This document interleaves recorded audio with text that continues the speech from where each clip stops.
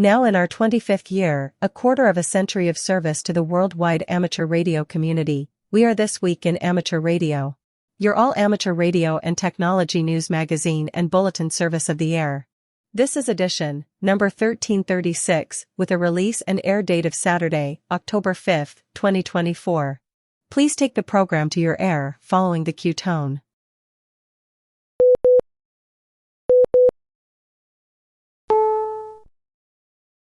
Heard on the amateur radio bands around the world, and streaming on the internet since 1993, serving the amateur radio community with weekly, reliable, amateur radio news and special features, we are This Week in Amateur Radio, the worldwide premier amateur radio and technology news magazine and bulletin service of the air.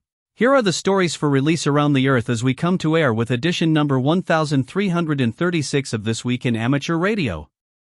Amateur radio continues to provide critical communications in hard-hit areas of the southeastern United States, who are now recovering from Hurricane Helene. We will have team coverage.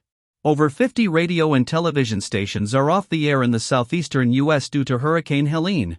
We have an incredible amateur radio rescue story to tell you about this week. A candidate for the ARRL Northwestern Division Director seat is disqualified. Belarus and Russia are eligible for upcoming CQ-sponsored awards. The ARRL nationwide simulated emergency test is coming up. NASA gears up for its Clipper mission to Jupiter's icy moon, Europa. FT8 SUPERFOX mode has been cracked. We will have the details. There are changes in the West Texas section. We will have them for you. We will have the latest update on the service disruption at League headquarters. And, a new science and education center is opening on the Arecibo telescope site. We will tell you all about it in this week's report. These headline stories will come to you in a moment, along with this week's special features. We'll visit with Bruce Page, KK5DO, and get an update from AMSAT and what's new with all those amateur satellites in orbit. Australia's own Anno Benchop, VK6FLAB, and Foundations of Amateur Radio will try and answer the question, how effective is the International Amateur Radio Union? Our own amateur radio historian, Will Rogers, K5WLR, returns with another edition of A Century of Amateur Radio. This week, Will takes us back to the early 1900s when radio regulations were first tried to be put in place, in a segment entitled Regulations and Enforcement, Hard and Soft, a process forms around the 1912 law. We will stop by and visit with Bill Saliers, AJ8B in the DX Corner, with all the latest news on DXpeditions, DX, upcoming radio sport contests, and more. That's all straight ahead as North America's premier amateur radio and technology news magazine and bulletin service, This Week in Amateur Radio, takes to the air, right now. Reporting from our headquarters studio just outside Albany, New York, where we seem to be having an extended summer season, this is W2XBS. And reporting this week from my humble ham shack in Cortlandville, New York, as I watch the leaves fall slowly to the ground, I'm reminded that it's apple cider time. I'm Chris Perrine, KB2FAF. And reporting from our news bureau in Rochester, New York, I'm Dave Wilson, WA2HOY. And reporting from our news bureau in Salem, Ohio, this is Denny Haight, NZ8D. And reporting from our news bureau in Knoxville, Tennessee, where we are drying out from Helene, I'm Josh Marler, AA4WX. And reporting from our news bureau just outside Albany, New York, in the Geek Cave studios, I'm Rich Lawrence, KB2MOB. And reporting from our Trade New York News Bureau, where we're about a week away from peak foliage season, I'm Eric, KD2RJX. And reporting from our news bureau in New Boston, New Hampshire, coming to you live from Nearfest, I'm Marvin Turner, W0MET. And reporting from our amateur radio outpost in the Catskill Mountains of upstate New York, where we're at peak color now if you're looking to peep at some leaves. I'm Don Hulick, K2ATJ. And reporting from our news bureau in Fayetteville, Arkansas, where summer and autumn have entered their annual battle, I'm Will Rogers, K5WLR. And now, with this week's lead story, here's our own Chris Perrine, KB2FAF. Leading off our news this week, of course, is the ongoing recovery efforts in the southeast United States. Amateur radio is proving critical in areas hit hard by Hurricane Helene, especially in North and South Carolina, portions of Tennessee, and beyond. In the hardest hit Asheville, North Carolina area, homes and entire towns have been swept away by floodwaters and mudslides. With more, we go to John Ross, KD8, IDJ, and Sierra Harrop, W5DX, who file this special report from League headquarters. Amateur radio is proving critical in areas hard hit by Hurricane Helene. ARRL Sierra Harrop, W5DX, has more. Over 200 people have been killed and many more are still missing. Widespread devastation has damaged the power grid and roads, and many residents are without cell phone service and other utilities.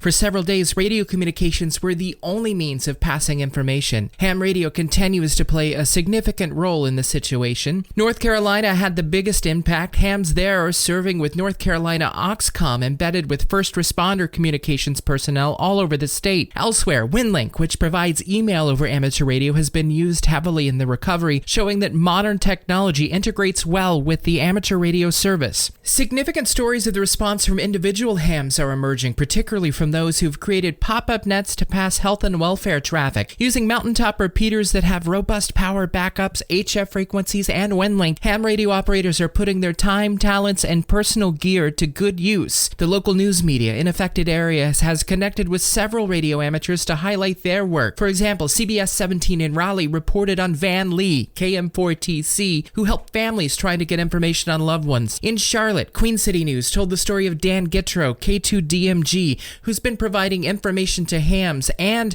current conditions to them, as well as passing along messages to loved ones. Countless other hams have stepped up by passing traffic and providing information. Amateur radio has been serving communities even before the storm hit. The Hurricane WatchNet, VoIP Hurricane Net, and WX4NHC, the amateur radio station at the National Hurricane Center, were all active as the storm churned towards Florida. In the 25 hours the nets were active, hams passed along over 100 surface reports that were used by forecasters to make more informed decisions about the storm. While commercial communications networks and utilities are increasingly more resilient, Hurricane Helene has demonstrated that amateur radio is a critical partner that works when all else fails. Sierra Harrop, W5DX, Newington. Thanks, Sierra. ARRL will continue to provide you with updates, and if you have any information to share about amateur radio and its response to Helene, send it to news@arrl.org. I'm John Ross, KD8IDJ. In North Carolina, all official emergency radio communications are done through NC Oxcom. NC Division of Emergency Management Senior External Affairs Specialist Brian Haynes says hams are deployed. Amateur radio operators are working side by side with first responders, communicating personnel, and others all over the western North Carolina area. Needless to say, we are interested in highlighting all they are doing, but at this point they are heavily involved in response efforts, which is where we need to focus, he said. WinLink, which provides email over amateur radio, has been used significantly in the recovery. ARRL Director of Emergency Management Josh Johnston, KE5MHV, says the recent FCC removal of symbol rate restrictions has allowed a streamlined response using modern technology. WinLink is an example of how modern tools work well within the amateur radio service. Not having to petition the FCC for a waiver of the old rules allowed WinLink to be used immediately during the emergency, he said. ARRL had advocated for the change, which was implemented in 2023. Examples of life-saving communication could be heard around the clock on the W4 HTP repeater at Mount Mitchell, North Carolina. On Saturday morning, September 28th, Dan Gittro, K2DMG, was in his ham shack and knew that the area was experiencing heavy rains. He got on the W4 HTP repeater, which was surprisingly not busy, put out his call to see if anyone needed assistance, and immediately received a number of responses from hams in the flooded areas. Since that time, he and the other net controls have handled hundreds of health and welfare calls, maintaining continuous communications with the area of western North Carolina's most seriously affected. In Florida, amateur radio emergency service volunteers were embedded with county officials and at the State Emergency Operations Center. As the storm moved north, the worst impacts were felt. Officials have classified the rainfall near Asheville as a 1,000-year event. The impact started to emerge over the weekend of September 28th and 29th. ARRL leadership was in touch with field organization volunteers in the impacted area throughout the weekend. On Monday, a call was held to see what resources may be needed. A clear challenge of logistics emerged. Entire road networks are unpassable. General aviation pilots have been working, as they do during major disasters, to use donated aircraft to ferry in relief supplies. Ham radio operators have been working with Operation Airdrop and other volunteer groups to help provide communication support. Dozens of private helicopters have been flying in supplies, as have military assets. In Tennessee, hams have rallied to return repeaters impacted by the storm to service. Section manager of the ARRL Tennessee section, David Thomas, KM4NYI, reports that a request for help on the TN Aries net resulted in batteries being donated and delivered to return the W4 KEV repeater system to service, including the 145.410 MHz machine located on Viking Mountain in Greene County, Tennessee, which covers much of the area in North Carolina and Tennessee that was decimated. As connectivity via phone and data networks continues to return, the ARRL expects more stories of amateur radio serving communities will emerge. You're listening to North America's premier amateur radio and technology news magazine of the air. We are This Week in Amateur Radio, distributed worldwide at twiar.net.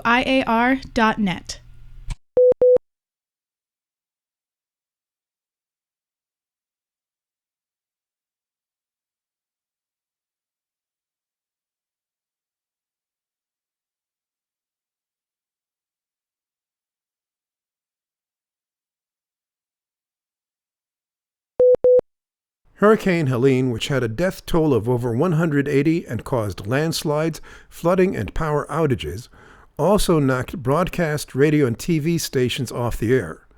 By Sunday, September 29th, more than 50 stations in a number of southern states were off the air for various reasons, from flooding, no power, or towers that are now on the ground. Radio stations took the more severe hit, cutting off one source of critical emergency broadcasts. Based on outage data received after the storm made landfall in Florida on September 26th, the FCC's Disaster Information Reporting System looked at broadcast stations in Tennessee, Virginia, Florida, Georgia, North Carolina, and South Carolina, where the storm passed through. 48 broadcast stations, both AM and FM, were knocked off the air, while 6 television stations were reported as having gone dark. Georgia took a particularly severe hit with 3 TV stations, 19 FM radio stations, and 3 AM radio stations out of service. North and South Carolina also suffered major broadcast station outages. According to the desk, an industry website, most stations went off the air because they had lost power. Others reported transmitter damage as the cause. The multi-state scene was a larger replay of what happened 2 weeks earlier in Louisiana, when at least 5 radio stations were knocked off the air after Hurricane Francine, a Category 2 storm, struck the region. We have an amateur radio rescue story this week, courtesy of Don Gardner, W7PJ, the ARRL Idaho Section Emergency Coordinator. On the evening of September 21st, Greg Owen, WX7Z, heard an amateur radio frequency call on the VHF zone known as the National Simplex Calling Frequency, 146.52 megahertz. Ed Clark, K7ELC, was calling to get medical help for a 51-year-old man who'd rolled over his four-wheeler. Mac McIntosh, W7ENZ, found the accident and the injured man near his property, and there wasn't any cell phone service. McIntosh had given his handheld radio to Clark to make the call for help when he gave aid to an injured man. The injuries were serious: head trauma, broken collarbone, ribs, and difficulty breathing. Owen called 911 to request help. An ambulance, life flight helicopter, and law enforcement were dispatched to the location, which was 35 minutes outside of Orofino, Idaho. Meanwhile, Owen continued using the amateur radio to relay updates to the dispatcher. The injured man was transported to the hospital via life flight and, last report, was recovering. Gardner said hams in the Idaho support area of an old national program called Wilderness Protocol, which encourages the use of national simplex calling frequency of 146.52 megahertz. As amateur radio operators, we train to be available to help when help is needed. The more ham radio operators listen to the radio, the more chance there is someone will be listening to take your emergency call. This is something that's been used many times throughout this country, and here in Idaho, he said. There's another incredible story to share. Dale Durham at W5WI has announced that he is retiring from the position of section manager of the ARRL West Texas section. Dale served in this role since July 1st, 2017. He has also served as section emergency coordinator, a field instructor, and an official observer. David Overton, W5JDO, has been appointed to fill the remainder of the current term, which will end June 30th, 2025. David is a ARRL Life member and currently serves as the section emergency coordinator. David has held this role since July of 2017, as well as an assistant section manager and instructor role. He was first licensed in 2013. The appointment will be effective on October 1st. Dan Marler, K7REX, the challenger seeking the position of a ARRL Northwestern Division Director, was declared disqualified Saturday by the ARRL Ethics and Elections Committee. Marler was running against incumbent Mark Tharp, KB7HDX. Due to the disqualification, the committee has declared Tharp elected. RRL's election rules state, all matters concerning campaigns, including remedies for issues that arise, will be conclusively determined by the Ethics and Elections Committee. According to Southeastern Division Director Mickey Baker, N4MB, writing as chair of and for Ethics and Elections Committee, the committee responded to a complaint received from a member of the Northwestern Division involving inaccurate claims made by the candidate that violated ARRL's election rules. The rules state that the standard of truth applies to all campaign material by a candidate and that candidate statements must be in all material respects truthful and not misleading. On September 26, Marler was notified by the Ethics and Elections Committee that a candidate statement he issued contained material that the committee deemed was not in compliance with the rules. Baker said Marler agreed to correct certain statements and issue retractions where necessary to comply with the rules. On September 27, Marler was reminded and instructed that the corrections must be made within 24 hours. On the evening of September 28, Baker emailed a letter to Marler on behalf of Ethics and Elections Committee, noticing him of the decision to disqualify him. Baker said ENE concluded that Marler rejected the committee's requests as determined from an additional campaign statement that repeated the previous incorrect claims despite being told otherwise.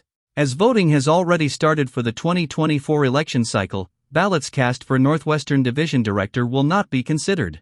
Since Tharp is the only eligible candidate, Ethics and Elections Committee has declared him elected. Craig Thompson, K9CT, is the featured presenter at the monthly Zoom meetup for the ARRL Collegiate Amateur Radio Program on Tuesday, October 8th, 2024, at 8 p.m. Eastern Time, 5 p.m. Pacific Time. Thompson, who chairs the ARRL Contest Advisory Committee, will speak with students about the fun of amateur radio contesting and special opportunities for college and university radio clubs to compete. The lessons learned will be remembered for the rest of your life and will help you in other ways, said Thompson, an alumnus of Bradley University in Peoria, Illinois, where he was active with the school's amateur radio club, W9JWC. He most recently traveled to St. Paul Island as part of the CY9C DXpedition team. College students and advisors will find a registration link for Tuesday's Zoom meeting on the ARRL CARP webpage at www.arrl.org/WEWANTU.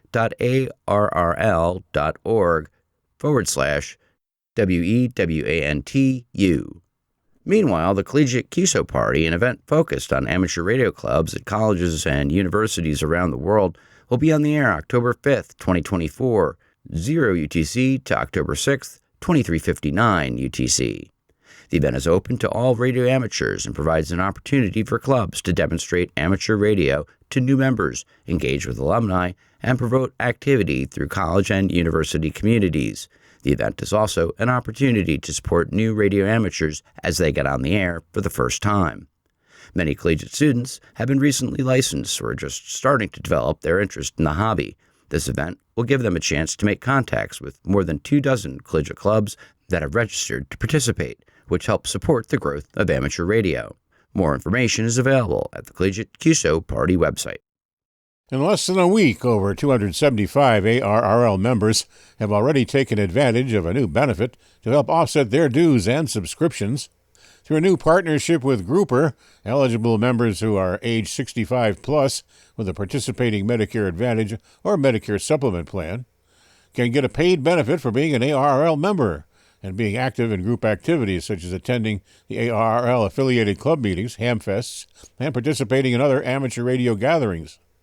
If you qualify, Grouper will send you an initial payment of $50. For every 3 months of recorded activity, you'll receive an additional $20.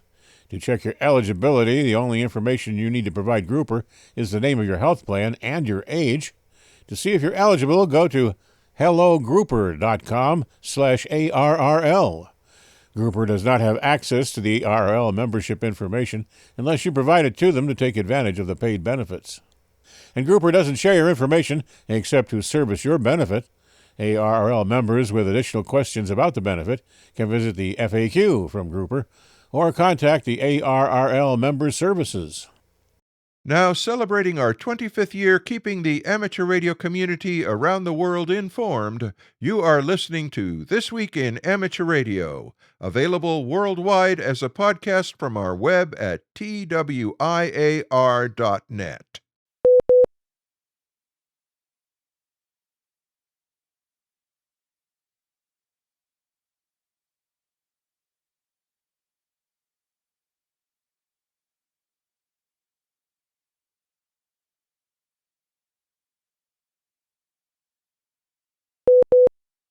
The ARRL Foundation is now accepting grant applications through October 31st, 2024.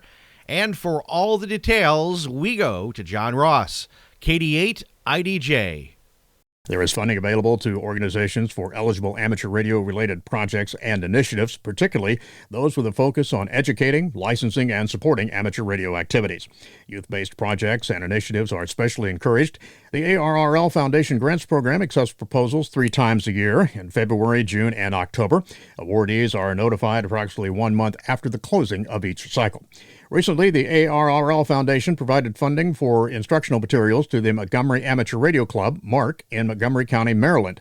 MARC, led by David Byrne, W2LNX, and John O'Brien, K3LO, held a Radio Merit Badge program on Saturday, June 22, 2024, at the MARC Damascus Emergency Communications Team, DECT, Field Day site.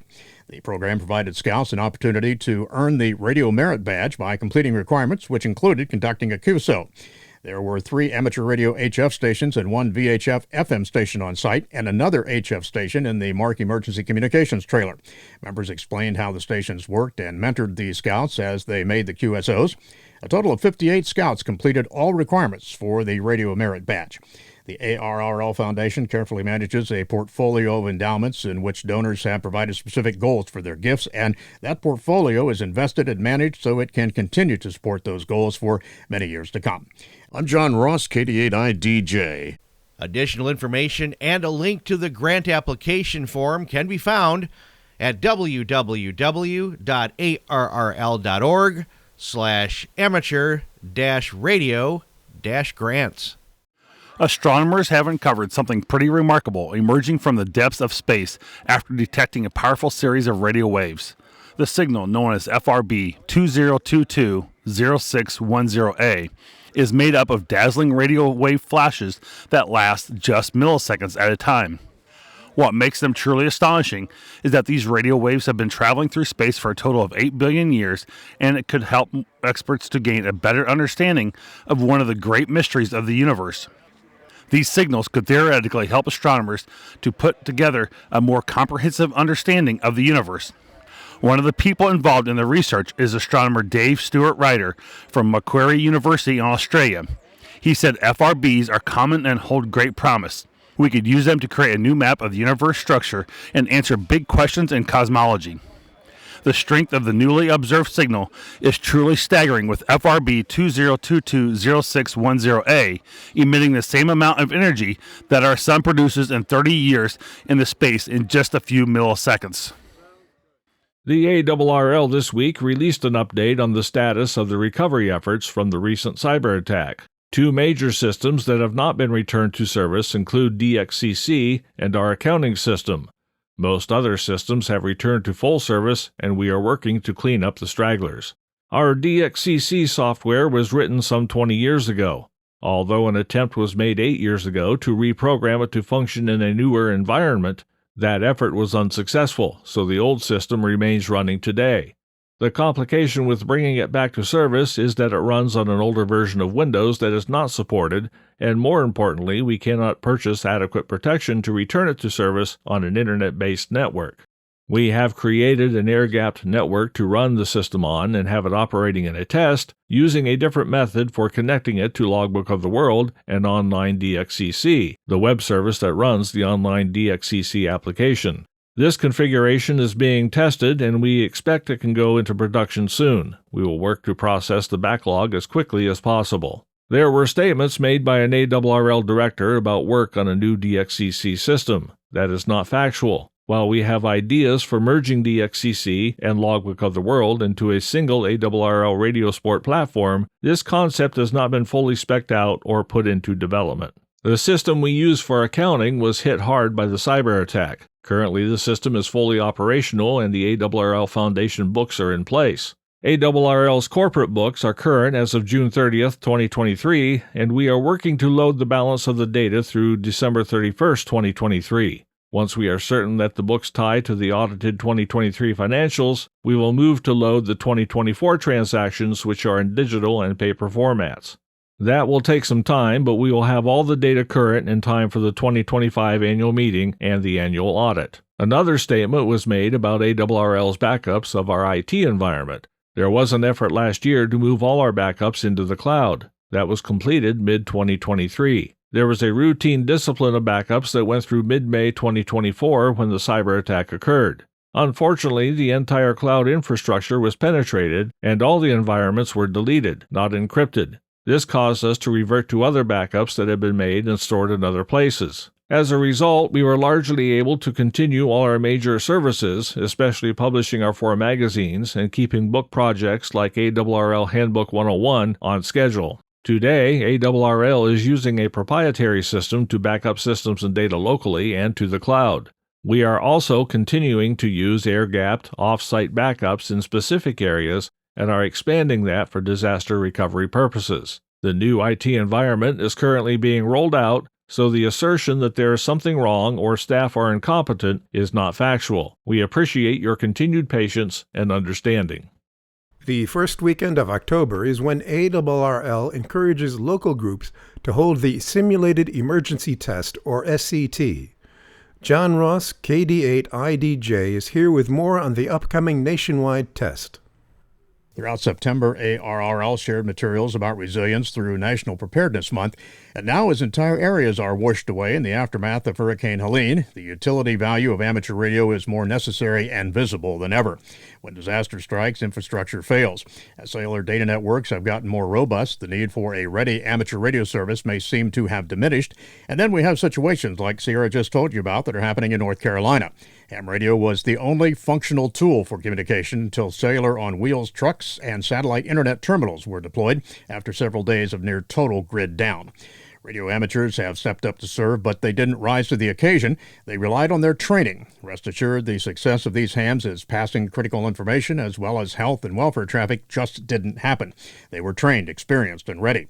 One way hams can join the ranks of those prepared communicators is through the ARRL Simulated Emergency Test. The SET is ARRL's primary national emergency exercise and is designed to assess the skills and preparedness of amateur radio emergency service, ARES volunteers, as well as those affiliated with other organizations involved in emergency and disaster response.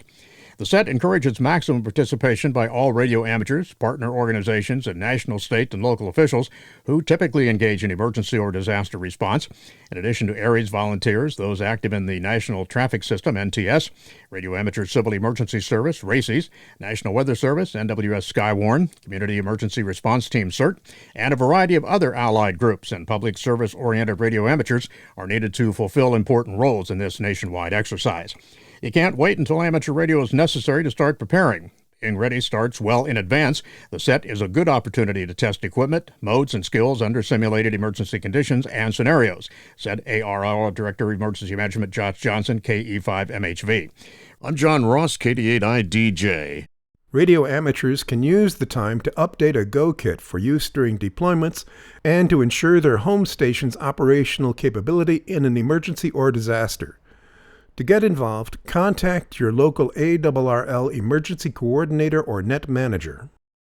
One of the features in the recently released SUPERFOX version of FT8 for DXpeditions was a security key to validate the DXpedition station as being really who they say they are, and not a pirate station using their call sign. Unfortunately, this security has been cracked, enabling stations to claim that they are a rare DXpedition station, and those people working them are disappointed when they find out they didn't work the DXpedition station at all. Why do stations pirate others' call signs? Just to cause trouble? Well, one reason has been put forward for the code being cracked is the fact that valid DXpeditions have been refused the needed security key to run SUPERFOX mode, which also allows many more stations to be worked in parallel when compared to normal FT8. These keys are not managed by the WSJT group, but rather by the Northern California DX Foundation, and it's been suggested in the article that their refusal to issue keys to some requesters devalue those DXpedition groups' chances of maximum contact numbers in the FT8 mode. The WSJTX groups are working to increase key security, but one would hope that the key allocation would be performed by an international independent body, rather than one involved in running and sponsoring DXpeditions, to avoid the current accusations. You are listening to North America's premier news and information service for the amateur radio hobbyist. We are This Week in Amateur Radio.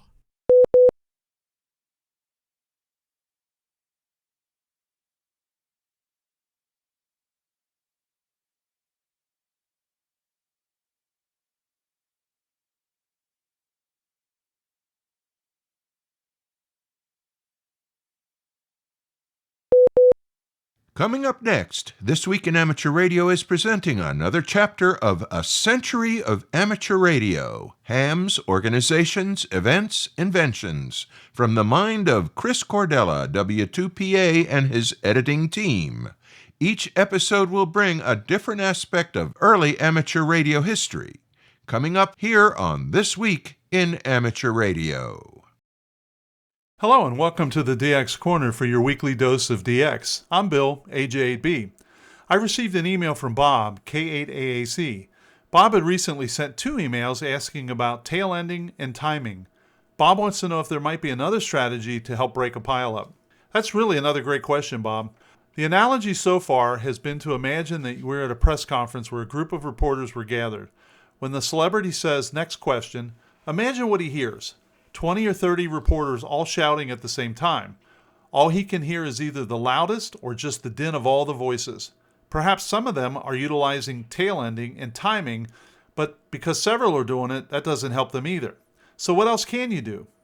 Well, you can try using a slightly higher or significantly higher voice when you call out. This doesn't really lend itself well to this press conference scenario, but it really does on the ham bands. During sideband contests, I've heard many European stations who will record a female voice calling CQ or their call sign. It is much higher and easier to pick out of a QRN or QRM laden frequency. Then I always chuckle when they come back to me with a much deeper voice. It kind of throws you off. On CW, just move up the band 400 Hz or so to try to be heard. Like tail ending and timing, it doesn't always work, but it is a tool for the toolbox. And the one time you need it and it works, you'll be really happy. Often people will ask me if there's a written copy of the information that I present here. There are so many call signs, dates, and URLs being discussed, you could never remember them until such time as you could write them down. I use most of the same data that you hear in the DX Corner for the weekly DX column in the Ohio Section Journal.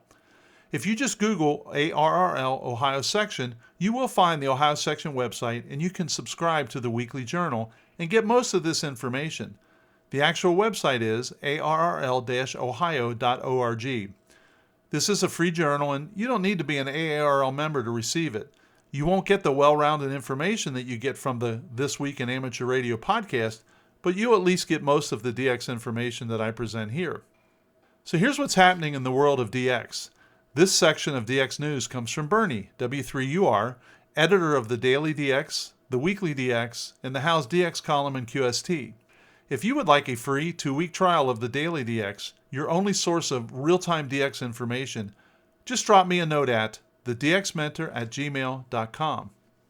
So here's an update on the 6 Oscar 3 Tango team from Somalia. The 603T team has arrived home safely after its ordeal in Somalia. IV3FPP Fabri will prepare and disseminate a very complete and detailed account of their experience. Quote, "To make a long story short, even though we had all the authorizations and licenses signed, the local intelligence services intervened and seized all of our materials, about $40,000, without any possibility of intermediation," he says. Stay tuned for more details. From the North Cook Islands, we hear that the ship, the Magnet, is back in the North Cook Islands as E51D. They were to be QRV beginning Thursday, September 26th, from Saguaro Atoll waters. And I know that WAGEX, my friend Joe, has worked them already on 160, so I know they're QRV. Next, they will head to Panrin Atoll to launch a week-long RIB de-expedition, as they will set up one of the small Ks, operating as E51 Delta. They plan to be QRV on CW, sideband, and FT8 on 160 through 10. Note that only QSOs with E51D will count for DXCC. That's because maritime mobile operations from the Magnet do not count. A team of 5 experienced contesters from Germany, Austria, and Brazil will operate PX0FF from Fernando de Noronha Island in October. Activity will be on CW, sideband, and FT8, MSHV, on 160 through 6 meters, including 12 meters. They plan to use Clublog Livestream and OQRS. They welcome donations. So here's one for your calendar. Next spring, TX9A, the Austral Islands, will be activated. 9A2NA, 9A3MR, 9A7Y, and DK8ZZ are planning a de-expedition to Tubai Island as TX9A April 25th to May 7th, 2025. They plan to, quote, focus on human modes with some FT8 and FT4. QSL via DK8ZZ. More details will follow. So we have someone who's making 2 stops in Africa, Zambia, 9 Juliet, and Botswana, Alpha 2.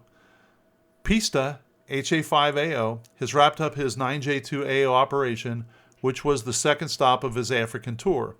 He amassed about 8,000 contacts, mostly on FT8. His next stop will be A25AO, Botswana.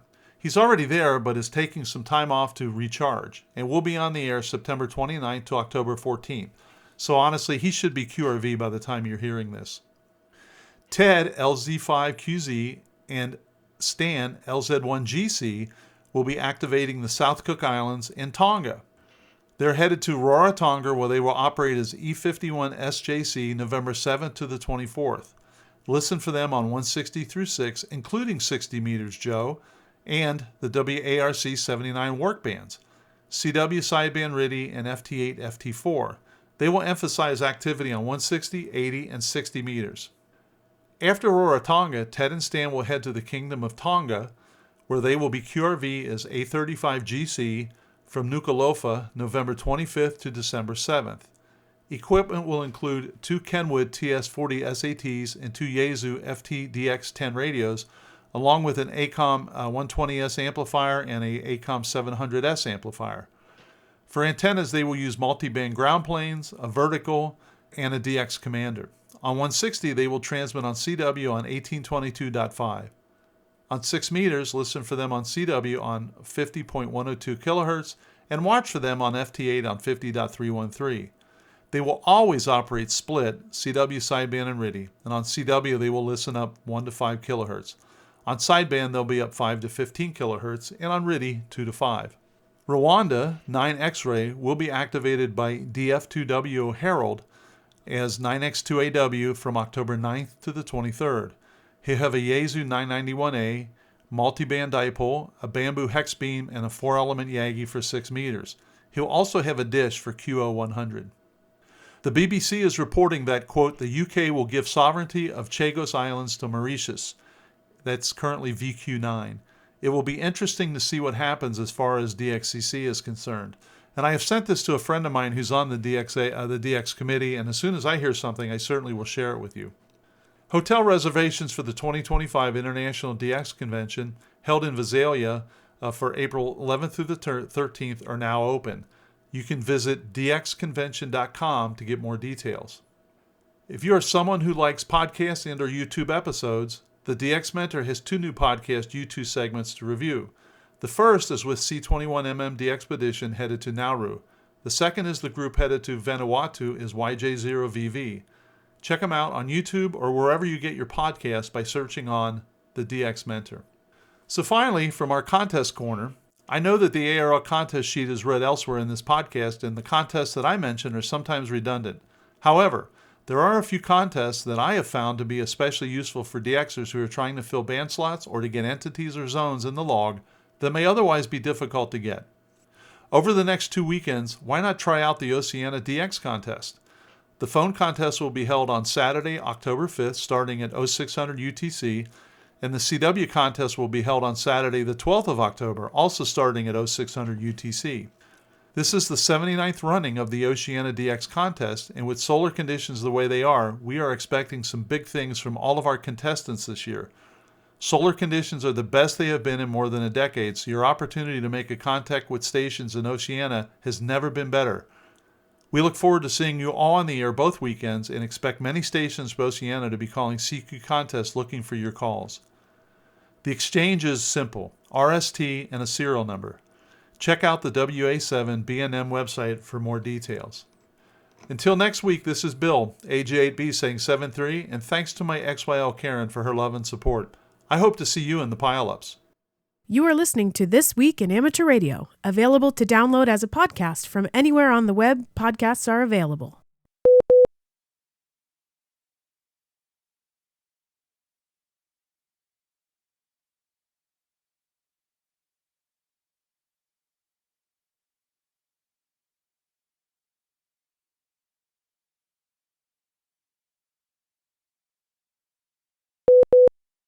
Welcome to the 15th segment of Ham Radio History, a century of amateur radio, Ham's organizations, events, inventions. I'm Will Rogers, K5WLR. I want to thank Chris Cadella, W2PA, for allowing us to use his website in the preparation of these programs. Now, here comes the next of his chapters of Ham Radio History, Regulations and Enforcement, Hard and Soft. Descriptions of the radio laws and anecdotes about their enforcement during the early years paints a picture of a regulatory environment that could be alternately strict or flexible. A QSD article in 1916 by Little Willie described his and his friends' experience preparing for and taking an exam for the first grade COM, first grade commercial license, which consisted of a code test and a written test. Although the author's identity is likely fictitious, the story probably relates an actual testing experience and illustrates this mixture of stringent requirements but flexible implementation. They managed to pass the code test having practiced using an omnigraph, or graph, on advice that it would be the device the examiner would use, and sounded very different from what they were used to hearing on the phones, presumably listening to signals on the air. The first written exam question was to draw a diagram of a ship's radio equipment, naming and explaining each component. A series of other questions requiring written answers followed, and the whole process took 4.5 hours. Willie finished with a passing score of 86 out of 95. The examiner had decided on his own authority to scratch 5 points from the maximum possible score for amateurs because, after all, they had no shipboard experience. The first-class commercial license he obtained was higher than the first-class amateur license and carried a superset of operating privileges. The examiner had changed the scoring just for them based on their amateur status on a test for a license at a higher non-amateur level. Willie and his pals went home with their certificates in hand, issued shortly after the test. Local authorities apparently had great leeway in handling individual cases of violations as well. To operate legally under the law, you needed to obtain a government license for both yourself and your station, but completely unlicensed operation continued to be a problem years after the law was passed. In one such case, W.T. Schofield of Stamford, Connecticut, a 42-year-old professional telegrapher, decided to set up a wireless station and began transmitting using a call sign he simply made up himself, which was what everybody did legally before the 1912 law. The initial reaction of the local radio inspector, however, was merely to warn him about the illegality of his operation and grant his station a temporary license on the spot. The inspector also advised Schofield that he could get a second-class amateur license just for asking, filling out a form, and could get a first class after taking an exam. Incredibly, Schofield continued to operate without applying. This was not a good choice, especially with his station being located near a seacoast, the area most protected by the law. He was indicted by a federal grand jury. The judge in federal court ruled that it was not necessary to prove actual interference and that merely the unlicensed use of equipment capable of interfering was enough to violate the law. The jury agreed and Schofield was fined $5, but also ordered to pay the unreported costs of the proceedings, which were undoubtedly higher. Considering it a test case, Maxim was called as an expert witness in the proceedings. He believed it was important to portray amateur radio as a self-policing body, and so he appeared before the court without charging the fee normally due an expert witness. A QSD article on the matter noted that this further enhanced the standing of the league as the real thing in the eyes of the government. The article concluded with a list of district inspectors and a plea for anyone not licensed to send in for an application and get authorized call letters. Stories of enforcement like the Schofield case notwithstanding, in an enforcement environment that was uneven at best and completely absent at worst, the league constantly appealed to members to adhere to regulations and promote such behavior among their peers. Local clubs also took it upon themselves to manage the behavior of their members. The Atlanta Radio Club, a particularly active organization, was described in a fully reprinted article originally published in the Government Radio Service Bulletin, written by one of its senior members who was also an amateur and one of the first on the air in the metropolitan area. Initially established to get everyone together to discuss how to cooperate in using the airwaves locally to avoid QRM, the Atlanta Club had grown very rapidly along with the local popularity of wireless as a hobby. The organization established a set of operating regulations above and beyond those prescribed by the government.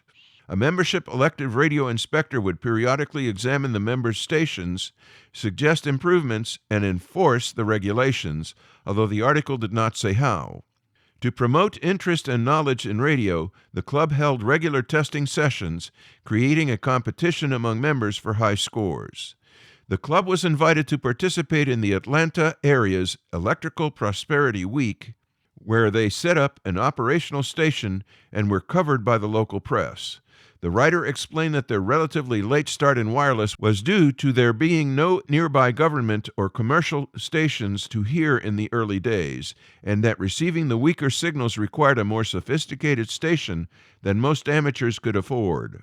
Surprisingly, he admitted that their group routinely violated the wavelength limit, but said they adhered to the spirit of the regulation in that they took great care not to cause interference, and anyway, that was not very likely since they were so far from the zone of interference, meaning the seacoast, and did not allow their members to use power high enough to reach it. They planned next to form a volunteer signal corps and practice operating under as near actual war conditions as possible. Here was a government official, who was also an amateur, writing an article for a government publication explaining both the self-policing being practiced by a local club and the selective but judicious disregard for regulations by the same group. These were interesting times. Early radio was often compared with another budding technology, the automobile. This was understandable given Maxim's early and sustained interest and involvement with internal combustion engines and their use in automobiles. See examples in C. Schumacher, Hiram Percy Maxim, Electric Radio Press, Incorporated, 1998.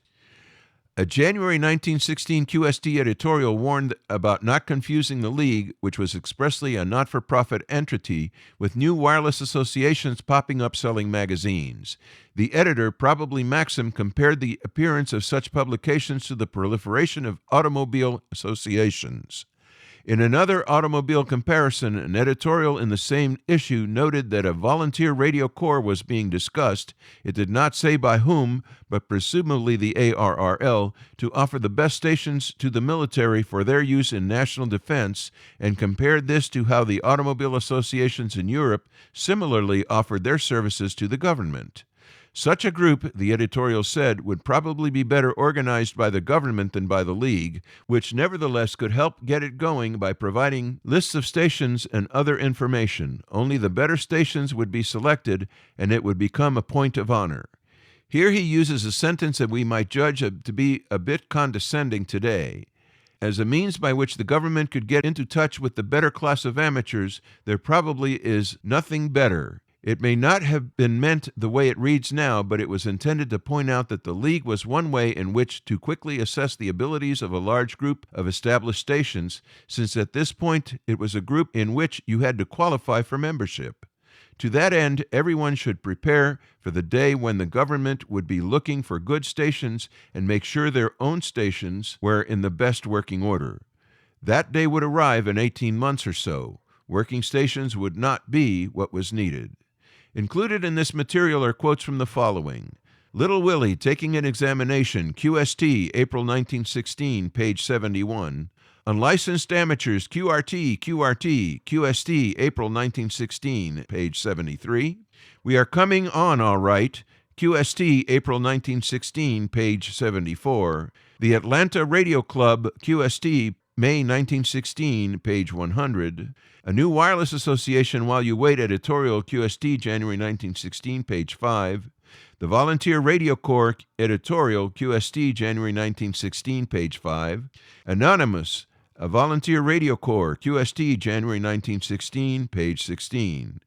With thanks to W2PA Chris Cadella for the use of his website's materials, Ham Radio History, A Century of Amateur Radio, Ham's Organizations, Events, Inventions, I'm Will Rogers, K5WLR, reporting for This Week in Amateur Radio. You are listening to This Week in Amateur Radio, available as an on-demand stream from Spotify, Deezer, and wherever podcasts are available.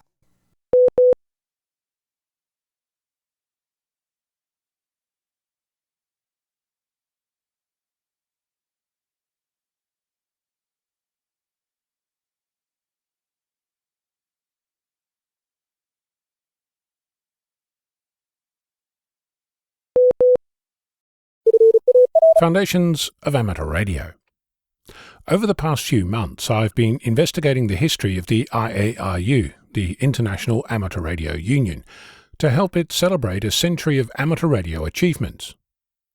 If you're a radio amateur and you pay anyone a membership fee, I have questions for you. Let me set the stage with a quote from the IARU. Quote, all licensed radio amateurs benefit from the work of the IARU, whether or not they're members of their national IARU member society. But every radio amateur should be a member. Only by combining our efforts in this way can we ensure the future health of amateur radio, for ourselves and for future generations. End quote. That's straight from the IARU website. It seems like a lofty and worthy aspiration. Before I proceed, let me assure you that I'm absolutely committed to improving this hobby and this community, committed to strengthening its representation, its reach, and increasing its activity levels. The IARU has existed for nearly a century. It consists of a global organisation and 3 regional ones, each working towards improving on and advocating for the amateur community. Governed by different constitutions, each organisation pursues similar but not identical roles within its sphere of influence. Most, if not all, IARU organisations are run by volunteers, people like you and I, who stick their hand up and help out, writing documents, attending meetings, updating websites, managing membership information, and all the other things that the IARU apparently does. I say apparently because getting anything other than motherhood statements from any of the IARU organisations is like pulling teeth. To construct a historic list of elected office bearers, president, vice president, secretary, treasurer, and various regional directors is an exercise in archaeology, and much of the information doesn't appear to exist. That also seems to be true for what the IARU is spending its money on, your money. The IARU is funded by the fees that we pay to the representative body in our country, either directly or as a member of a club who contributes. In my case, if I was paying a membership fee to the Wireless Institute of Australia, like I did for a decade, some of that would pass to the IARU Region 3, and then from there some would pass to the Global IARU Secretariat. Multiplied by every country and every paying member in that country across a century, there are significant and, to the best of my knowledge, unaccounted for sums of money involved. Then there is the list of things that the IARU has achieved. I don't doubt for a moment that people have been working very hard, giving it their all, helping, working late, doing things above and beyond to make outcomes appear, as if by magic, without any of the blood, sweat and tears associated with the process. I suppose it's like sausage, nobody wants to see how it's made, and I understand the sentiment. What of the outcomes, the published results? Should they be secret too? At the moment, the IARU claims that it represents amateur radio on the global stage, and on its website lists its achievements, namely 21 MHz, amateur satellite, WARC bands, more amateur satellite bands, more 7 MHz frequencies, easing of restrictions in relation to disaster communications, 136 kHz, 472 kHz, 5 MHz, 50 MHz in Region 1, international roaming, and emergency communications. Impressive list, right? There's 12 achievements listed in all, across 100 years, with meetings in cities all over the globe with hundreds of people participating. Mind you, it appears that only recently has some level of coordination emerged between where meetings are held. By and large, each organisation meets every few years, staggered, so there's always a meeting in a different country every year. Those frequent flyer miles must be adding up. If only there was another way to communicate across the globe. So let's look at this in terms of effort and reward. Let's say that across the globe that at any one point in time there are 100 people part of the IARU infrastructure across the 4 organisations, or 25 in each. It's a modest representation. Let's say that they each volunteered 1 hour per week, so 52 hours a year, 5,200 hours across the entire IARU per year, or 520,000 hours across a century. This means that each achievement took more than 43,000 hours of volunteer effort. Unless, of course, there was more achieved that is undocumented. Mind you, 52 hours per year per volunteer is also probably light on, potentially by orders of magnitude. I note that, for example, there's no mention of things like quashing the 2-metre proposal by France, where the local aviation authorities were looking to acquire some extra spectrum, or negotiations in relation to 1.2 GHz at the ITU World Radio Communication Conference 2023, or WRC23, in Dubai, United Arab Emirates, held between 20 November and 15 December 2023. My point is this. What is the IARU doing? Is it really effective, or is it burning volunteer hours like it's going out of fashion? What is it spending your money on? Where is the record of all this activity? What level of accountability is there? Is your peak body looking at the IARU books? Are they holding the IARU accountable, or are they part of the problem? There is plenty of evidence that there are other issues too. As I said, I attempted to write down who was elected president in what year, in which IARU organisation. Aside from missing decades of information, there are amateurs in that lineup who served as president for 26 years. Imagine that, a representative body that elects the same person for 9 straight terms. I'm not naming them, the information I have is incomplete. Right now, I cannot tell you who was previously elected across IARU Region 3, or list anyone between Hiram Percy Maxim, elected in 1925 as the first IARU president, and 2009 when Tim Elam, Victor Echo 6 Sierra Hotel and Golf 4 Hotel Uniform Alpha, was elected president, to the global body. But it's unclear if he was the only president between 2009 and 2024 when he was re-elected. So, what do we do about this? First of all, am I just tilting at windmills, or is this an actual issue that needs fixing? And if so, what might that look like? Engagement would be my first guess. Is your club sending money to your peak body? Has it asked what the funds are used for? If you're a member of your peak body, have you asked them where the money goes, and how much of it goes to the IARU, and what it's spent on? Contacting your peak body and asking questions might be the first place to start, but if your peak body is dysfunctional, as plenty of them appear to be, perhaps it's time to contact the president of your own IARU region and ask them what gives. That is, if you can find out who they are. As I said, I think that our hobby is important. I think that it needs advocacy. I think that takes money and effort. But right now I have very limited evidence that what we're doing and how we're doing it is the most effective way to go about it. What will you do about this? I'm Ono, Victor Kilo 6, Foxtrot Lima Alpha Bravo. Come work us as we take to the HF Bands October 16th through the 29th in the Republic of Vanuatu, located in the South Pacific Ocean. Vanuatu is currently number 87 in the Club Log's Most Wanted list. Planning for this expedition started in 2022 with plans to concentrate on single sideband and to participate in the 2024 CQ Worldwide Single Sideband Contest on October 26th and 27th.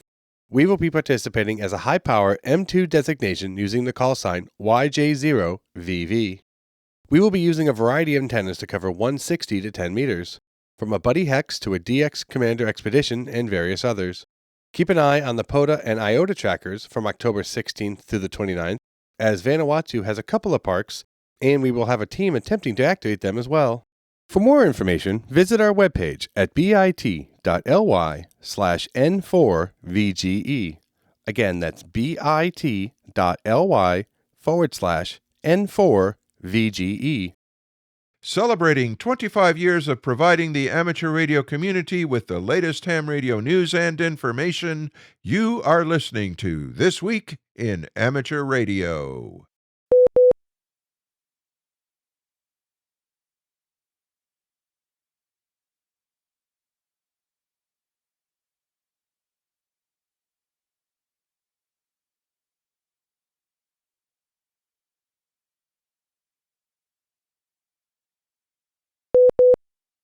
Bruce Page, KK5DO, is here now with this week's AMSAT report. Bruce? Thanks, John. We hope you will join us at the 42nd Annual AMSAT Space Symposium and General Meeting, October 25th through the 26th, in Tampa, Florida. The hotel is fine and suffered no issues from the recent hurricane. On Friday afternoon and most of Saturday, there will be plenty of presentations. Friday evening is a social and auction. Many interesting things have been auctioned in the past, from satellite cufflinks and memorabilia from days gone by. Last year, we even had 2 Oscar locators.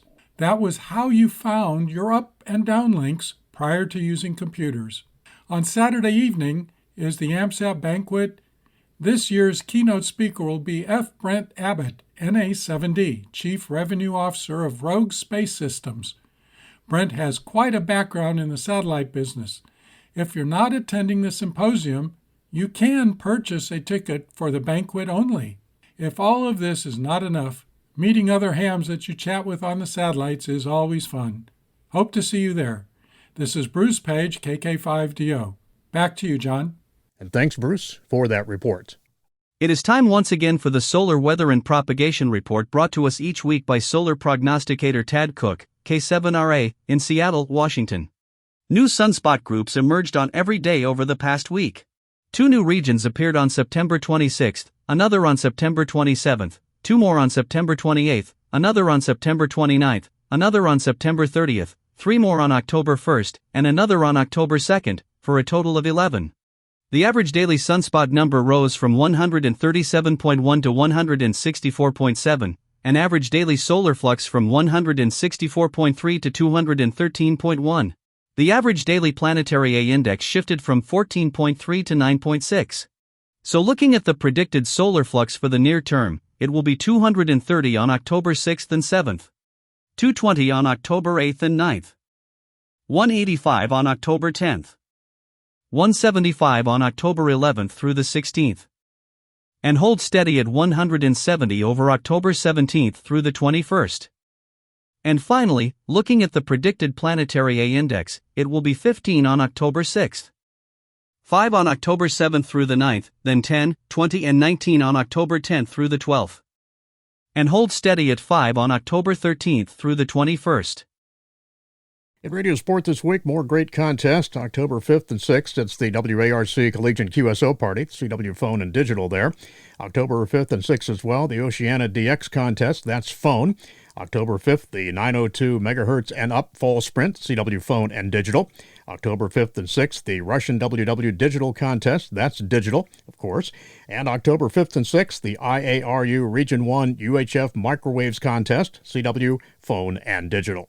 A reminder that each week ARRL's Maddie Weinberg, KB1EIB, helps produce a version of the ARRL letter to support members who are blind or have visual impairments. The ARRL letter is available in an accessible format, posted weekly to the blindhamsgroup.io email group.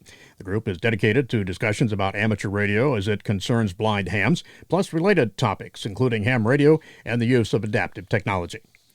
Craig Thompson, K9CT, is the featured presenter at the monthly Zoom meetup for the ARRL Collegiate Amateur Radio Program, known as CARP, on Tuesday, October 8th, 2024 at 8 p.m. Eastern Time and 5 p.m. Pacific Time.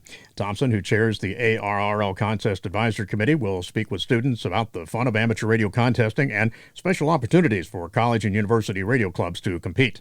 The lessons learned will be remembered for the rest of your life and will help you in other ways, said Thompson, an alumnus of Bradley University in Peoria, Illinois, where he was active with the school's amateur radio club, W9JWC. He most recently traveled to St. Paul Island as part of the CY9CD expedition team. College students and advisors will find a registration link for Tuesday's Zoom meeting on the ARRL CARP webpage at arrl.org. Scientists in the Space Weather Prediction Center of the National Oceanic and Atmospheric Administration are collaborating with the National Weather Service to update the way solar storms and other space weather is classified. According to an article on the space.com website, the scientists recognize that new knowledge about geomagnetic storms and recent advances in technology require them to revisit ways they look at space weather and its impact on Earth and human space travel.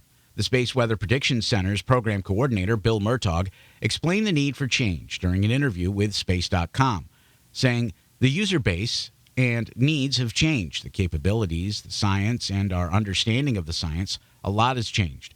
And the scales, for all practical purposes, have not changed, and they need to.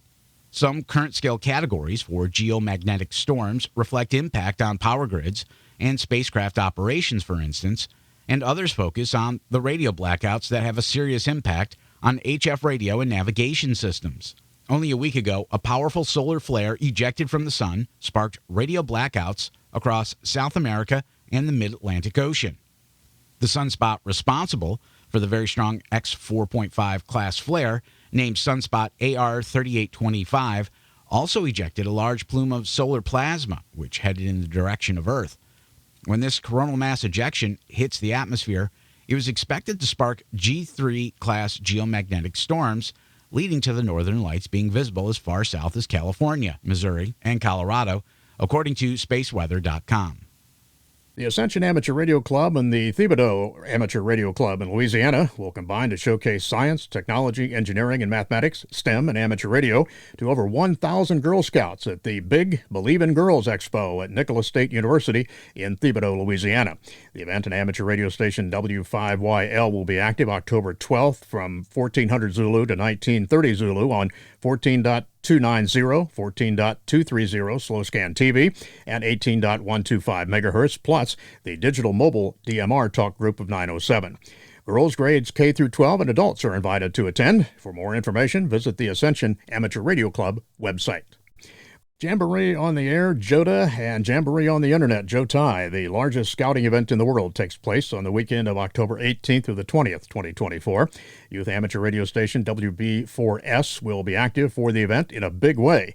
Ken Lyons, KN4MDJ, ARRL Southeastern Division Assistant Director for Radio Scouting and Trustee for WB4SA, said the club will host one of the largest sites in the country with up to 2,000 youth during the JOTA-JOTI weekend. The Boy Scout and Girl Scout programs covered by the Central Division of Florida Division II includes 30,000 scouts in 9 counties. And you can read more about JOTA and JOTI at arrl.org. Celebrating the dawn of mass global communication, a centenary event will be reenacted in October 2024 by amateur radio operators in New Zealand and the United Kingdom. The first transglobal two-way radio communication was achieved on October 18, 1924, by amateur radio operators Frank Bell, 4AA, a sheep farmer in Shag Valley, South Island, New Zealand, and Cecil Goyder, 2SZ, a student operating from Mill Hill School, North London. 2 special call signs will be in operation for this year's event. At Millville and Shag Valley stations on October 18, radio amateurs will recreate and reenact the first contact, hopefully on a frequency close to that used in 1924. In addition, 2 other amateur radio stations with call signs reflecting the centenary will be active.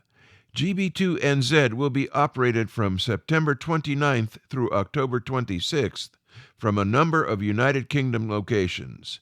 ZM100DX will be operated from early September 2024 through December 26th from a number of New Zealand locations on CW, SSB, and a number of other modes. Awards and QSL cards will be available for those who make contact with these special stations. For additional information, visit www.gb2nz.com. That's www.golfbravo2novemberzulu.com. You're listening to This Week in Amateur Radio, available worldwide as a podcast from our web at www.twiar.net.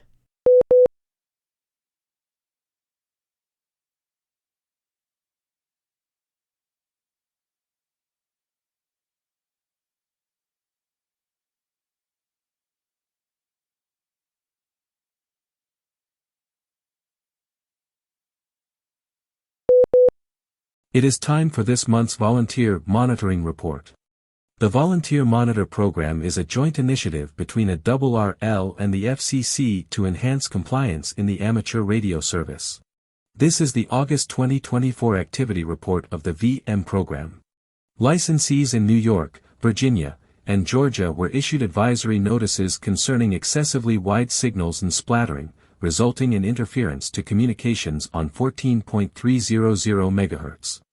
The Virginia and Georgia stations were also cautioned that the issue would have to be resolved before their licenses would be renewed. A licensee in Pennsylvania received an advisory notice concerning one-way transmissions and deliberate interference to field day operations on 7.200 MHz. A licensee in Georgia received an advisory notice for deliberate interference to the Jarvis Island N5JD Expedition operating CW on 3.527 MHz. An operator in California received an advisory notice concerning operation of a beacon on 28.244 MHz under an expired license. A licensee in Virginia received an advisory notice concerning deliberate interference on 3.933 MHz and was cautioned that the matter would have to be resolved before his license would be renewed. A technician class licensee in Georgia received an advisory notice concerning single sideband operation on 40 meters. Technicians have no voice privileges on 40 meters. A licensee in Georgia received an advisory notice about causing deliberate interference to a DX station while he was acting as a net control station on 14.290 MHz. A good operator commendation was issued to a licensee in Illinois for exemplary operation on a 2-meter repeater, assisting new licensees with operating procedures and explaining special event stations. A volunteer monitor alert was issued on August 6 for interference from an experimental high-speed stock trading station on 20 meters. Information gathered from the alert resulted in an FCC referral.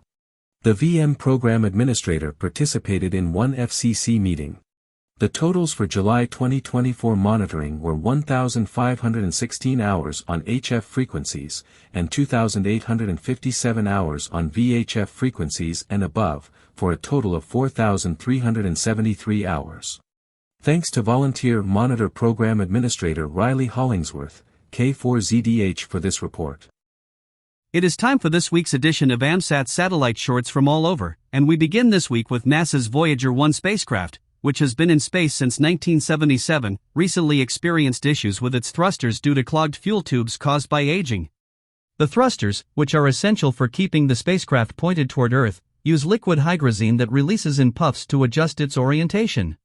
Engineers discovered that one set of thrusters had become clogged with silicon dioxide from the spacecraft's fuel tank, necessitating a switch to a different set.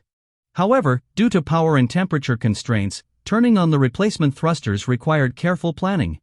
The team successfully activated non-essential heaters to warm up the thrusters, making the switch on August 27, 2024.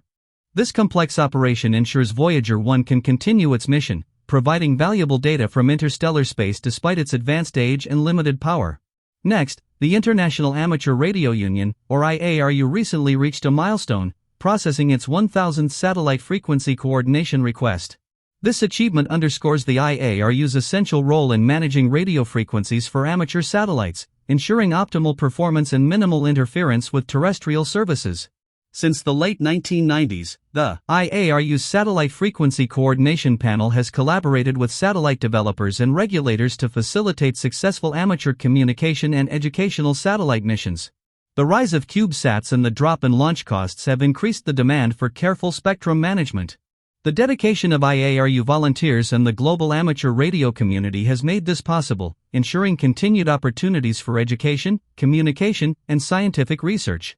As Earth's orbit becomes more crowded, the IARU's work in frequency coordination will remain critical for future missions. And our final satellite short this week, SpaceX is preparing for a historic test flight of its Starship mega rocket, aiming to catch its Super Heavy booster using the chopstick arms of the launch tower. This innovative recovery method, practiced at the Starbase site in South Texas, could dramatically reduce refurbishment times compared to traditional landing methods. The company recently showcased these preparations, lifting the booster to its expected catch height. Starship's fifth test flight, slated for late November 2024, follows previous launches where performance has steadily improved. Despite SpaceX's readiness, regulatory delays from the FAA have pushed the launch timeline. SpaceX has expressed frustration with the regulatory process, citing concerns about the pace of environmental impact reviews and modifications assessments. NASA is embarking on an ambitious mission that could reshape our understanding of the universe with the help of a small human-made satellite. Researchers at George Mason University are leading a $19.5 million NASA-funded project to launch an artificial star into space. The goal of this satellite, once it reaches orbit, is to appear as a star to telescopes on Earth, allowing scientists to gather more precise data on stellar brightness. The mission could unlock critical insights into age, size, and scale of stars, offering fresh clues about the expansion of the universe and even the potential for extraterrestrial life. The so-called artificial star will be positioned in geostationary orbit, approximately 22,236 miles from Earth. While it won't be visible to the naked eye, telescopes will be able to track the satellite as it moves at the same speed as Earth's rotation, staying positioned over the U.S. Named in honor of the late astronomer Arlo Landault, known for his work in stellar calibration, the satellite will spend its first year in space using advanced technology to monitor the brightness of millions of stars. This will allow astronomers to refine existing models for measuring stellar evolution and the universe's expansion. Equipped with a sophisticated array of lasers, the satellite will serve as a controlled reference point for researchers on Earth. It will enhance the accuracy of brightness measurements, providing data that cannot be gathered from ground-based telescopes alone.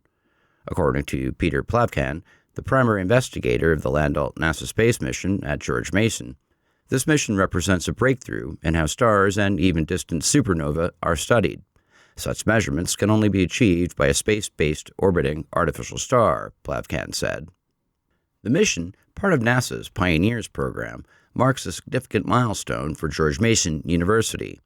This is the university's first time leading such a mission, with NASA providing oversight and key technical support.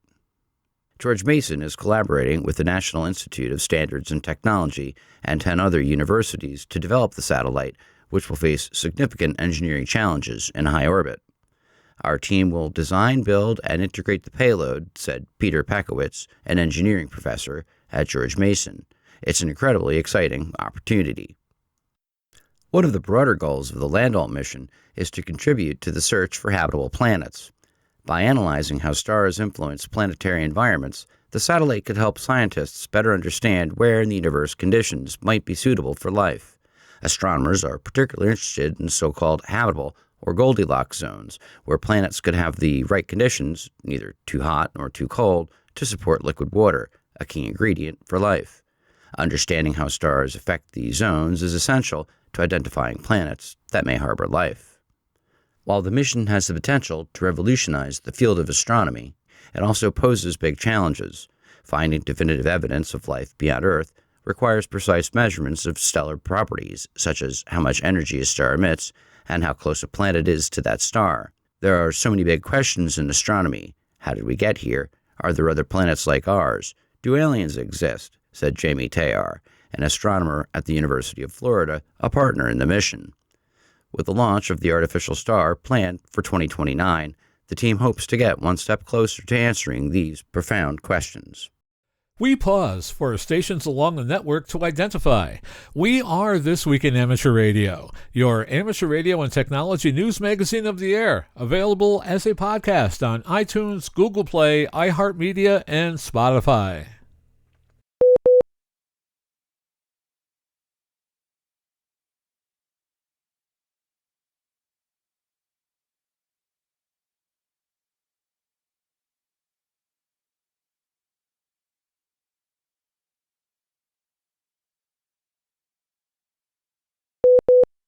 NASA is set to launch the Europa Clipper mission, a groundbreaking effort to explore Jupiter's icy moon Europa. Slated for liftoff as early as October 10, 2024, the spacecraft will be carried into space by a SpaceX Falcon Heavy rocket from Kennedy Space Center in Florida. The mission aims to uncover the mysteries of Europa's hidden ocean and assess whether the moon could host conditions favorable for life. Europa's Clipper journey will take 6 years to reach the Jupiter system. Once there, it will enter an orbit around Jupiter, performing dozens of flybys of Europa. The spacecraft's suite of instruments will probe beneath the moon's icy shell to study its subsurface ocean. By mapping the moon and investigating its potential habitability, NASA hopes to shed light on one of the most intriguing questions in planetary science: whether life could exist on other worlds. The mission is significant because Europa is thought to possess all the ingredients necessary for life. Beneath its thick ice lies a vast, salty ocean, which may contain more water than all of Earth's oceans combined. The moon's subsurface environment could offer the energy, liquid water, and organic compounds required to support life. Although Europa is smaller than Earth's moon, its potential to harbor a habitable environment makes it a prime target for exploration. To reach Jupiter, Europa Clipper will rely on 2 gravity assists. In 2025, it will pass within 1,000 kilometers of Mars to adjust its trajectory, followed by a close flyby of Earth in 2026. These maneuvers will boost the spacecraft's speed and guide it toward the Jupiter system, where it is expected to arrive in 2030. Instead of orbiting Europa directly, the spacecraft will remain in orbit around Jupiter, occasionally dipping into the planet's intense radiation field for close encounters with Europa. Once in the Jupiter system, Europa Clipper will conduct over 40 flybys of Europa, approaching as close as 25 kilometers above its surface. The spacecraft's instruments are designed to withstand the harsh radiation environment, with most being housed in a protective radiation vault. Each flyby will gather detailed data, providing new insights into the moon's ice-covered ocean and the possibility of life beneath its surface. The spacecraft's science instruments include ice-penetrating radar to map Europa's icy shell and magnetic sensors to confirm the presence of its ocean. High-resolution cameras and spectrometers will analyze the moon's surface and search for water vapor plumes that may erupt from below. Although Europa Clipper is not officially a life detection mission, it promises to transform our understanding of habitability beyond Earth. The Staten Island Technical High School robotics team in Staten Island, New York, took its knowledge and skills to the baseball diamond. John Ross, KD8IDJ, is here with more on this unique story. The team created a robot that was capable of throwing a ceremonial first pitch, and in early September, the members were invited to showcase and execute their robot at a Staten Island Ferry Hawks minor league game. But Everton Henriquez, KD2 ZZT, engineering and technology teacher, said there was a major league snag. Approximately 30 minutes before showtime, the team discovered a number of hardware issues that occurred during transport, followed by the complete destruction of the main servo wiring system during subsequent tests. He said cell phones and calls and texts could not handle the communications chaos, so we had to resort to our established amateur radio simplex frequency to coordinate equipment and logistics in those final minutes. The team spread out between the field, the stands, and the merchandise table in the upper deck area, and without radios, there likely would not have been enough time to coordinate efforts to get the job done, but in the end, the team was able to pull it off. As a matter of fact, you can watch the robot's first pitch on the school's Facebook page. All 26 members of the robotics team hold amateur radio licenses with 2 extra class and 3 general licenses mixed in. Cool stuff, reported ARRL Education and Learning Manager Chief Goodgame, K5ATA, to the robot's ceremonial first pitch. I'm John Ross, KD8IDJ. Staten Island Technical High School is the first New York City school to receive a grant from ARRL. Goodgame said ARRL has been working with the school to build and equip an amateur radio station, to test and license students, and to put science, technology, engineering, and mathematics kits in the classroom, thanks to a grant from Amateur Radio Digital Communications. Enriquez attended the ARRL Teachers Institute on Wireless Technology earlier this year. The ARRL Teachers Institute on Wireless Technology is a donor-funded professional development program designed to help teachers elevate their STEM programs through the use of wireless technology. Volunteers are the heart and soul of ARRL headquarters, and to tell us more, we go to John Ross, KD8IDJ. ARRL is quite privileged to have the service of many member volunteers. Your national association could not function without the tens of thousands of dedicated hams who give freely of their time and talents to serve the greater amateur radio community. The ARRL field organization is comprised entirely of volunteers. Section managers, affiliated club coordinators, emergency coordinators, and all other positions are filled by those who have stepped up for the task. In Central Connecticut, where ARRL is located, we enjoy a dedicated group of volunteers who come to ARRL headquarters to serve. The volunteers really keep this place functioning, said ARRL Member Service Representative Chantel Holly.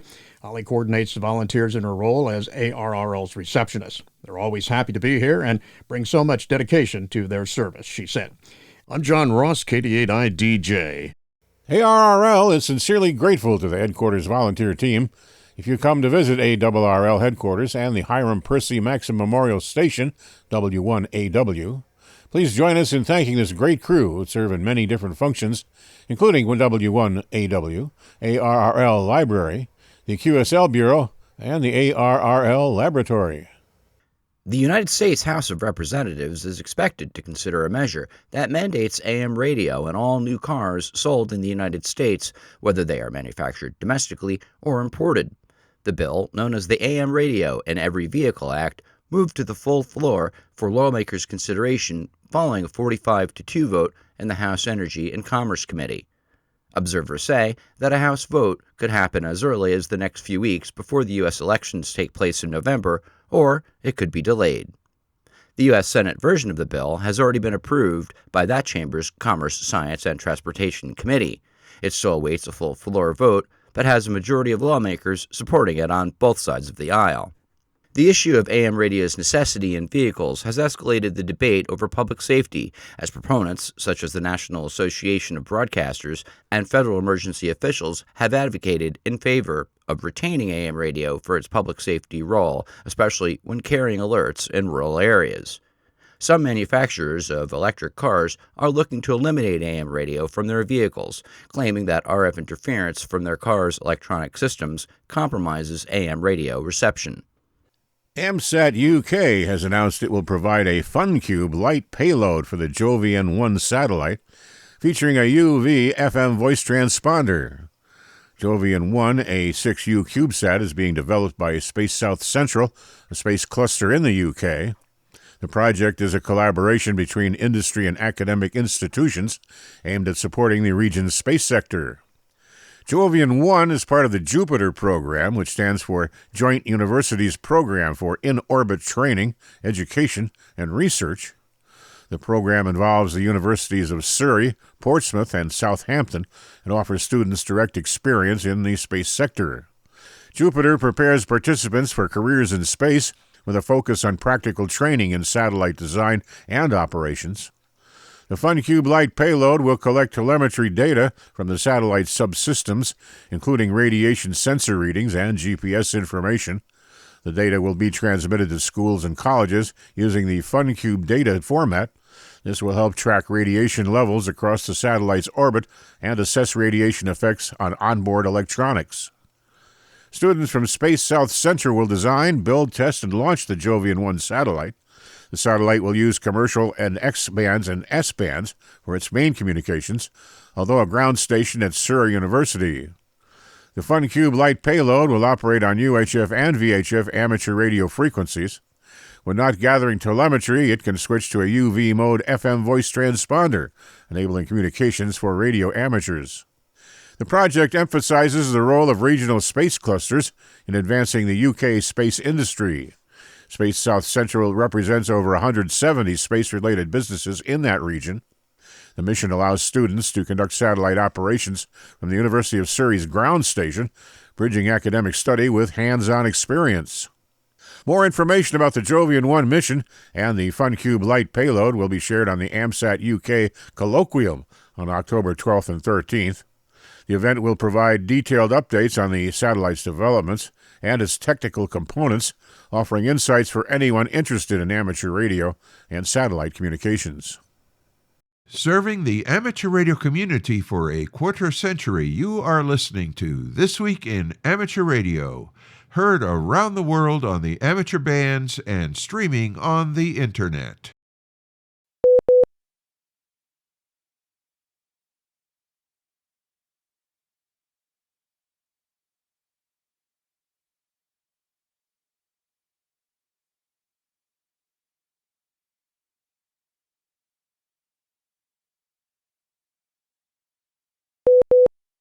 Following meetings with contest directors and Worldwide Radio Operators Foundation leadership, the organizers of CQ Worldwide contests have restored eligibility for awards to qualifying amateurs from Russia and Belarus. That policy change took effect during the weekend of the CQ Worldwide or TTY contest, which took place on the 28th and 29th of September. CQ Worldwide Contest Director John Dorr, K1AR, announced on the contest blog that the elimination of those operators' eligibility for award plaques, a decision made 2 years ago, was never formally incorporated into any contest rules. It was merely a policy statement. That policy is no longer in effect, bringing the contests into alignment with so many other competitions around the world. The Air Force Military Auxiliary Radio System celebrates its service to United States military and civilian government organizations November 5th through the 11th, 2024. This will be Air Force Mars' 76th years special event and will include communications on amateur HF bands 80 through 6 meters in the general license portion of the band and in technician license portion of 10 meters using SSB, CW, and digital modes. Amateurs who would like to participate will need to listen on a special group of frequencies which will vary by geographic region and respond to the Air Force Mars Special Event CQ calls. There is a list of frequencies which can be found at Air Force Mars 76 Special Event, APAN Community. Stations that have made a confirmed contact with Mortimer Communication Wings will be eligible to receive an electronic certificate. Stations contacting 5 wings will be awarded a bronze endorsement. Contact with 10 wings will be denoted silver. Stations contacting all 10 wings and the Pentagon, Shriver SFB, Hancock Airfield, and Travis AFB stations will receive gold endorsements on their QSL certificates.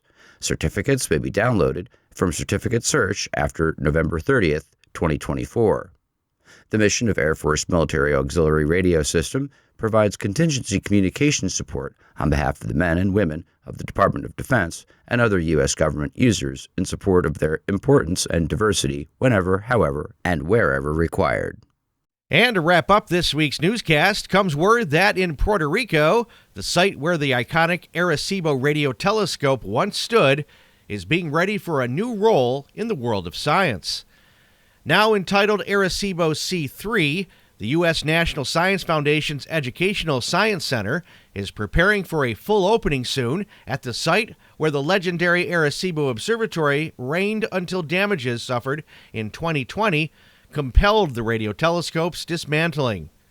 The new facility in Puerto Rico is formally known as the NSF Arecibo Center for Culturally Relevant and Inclusive Science Education, Computational Skills, and Community Engagement. According to its website, the center is building on the legacy of the radio telescope, serving as an epicenter of STEM education research and skill building. Conferences, meetings, and workshops will be held there, along with public science programs. An assistant director of the Science Foundation, James L. Moore III, said in a public statement that the center will embrace all ranges of science, from astronomy and radio science to biology, computer science, and natural science. Students and educators visited the center this past summer to attend some of the programs that were launched on a pilot basis. This Week in Amateur Radio is holding open auditions for news anchors for the weekly national worldwide amateur radio news service. If you have a good radio voice and can reliably read provided news copy, we are looking for you. This, of course, is an all-volunteer position. An amateur radio license is not required. You must have a high-quality microphone, headset mics are not used, and be familiar with audio editing software to record and edit your finished news stories before uploading. If you would like to try out for a weekly or bi-weekly anchor position with North America's premier amateur radio news on air and podcast, please send an email to our producer, George, W2XBS. You can include a sample MP3 of yourself reading news copy sent as an attachment to W2XBS77@gmail.com. That's whiskey, the number 2, X-ray Bravo Sierra 77@gmail.com. Be sure and use Anchor Audition in the subject line. Please include your phone number and a good window of time for a callback to discuss your submission and our operating logistics to see if This Week in Amateur Radio is a good fit for you. We hope to hear from you soon. This Week in Amateur Radio is heard all around the world on the amateur bands, and on great repeater systems like the KB3 CNN Gateway FM Association repeater, on 146.730 MHz every Tuesday evening at 7:30 p.m., covering the wide area of western Pennsylvania, Ohio, and West Virginia. If your repeater system carries This Week in Amateur Radio, let us know via email, and we will mention your station in an upcoming edition.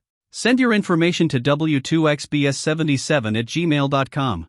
Many of the news and information items heard in this edition of This Week in Amateur Radio have been provided by the American Radio Relay League, the ARRL Audio News Service, and the ARRL Letter, AMSAT, the Radio Amateurs of Canada, the Shortwave Listening Post, the Federal Communications Commission, the Radio Society of Great Britain, and Ofcom, the South African Radio League, the International Amateur Radio Union, the Wireless Institute of Australia and the Australian Communications and Media Authority, the New Zealand Association of Radio Transmitters, the Amateur Radio Newsline, the Rain Hamcast, Eric Guth, 4Z1UG and QSO Today, QRZ.com, the International Telecommunications Union, the 425DX News, Parks on the Air, and the Soda Reflector, and various news sources on the Internet.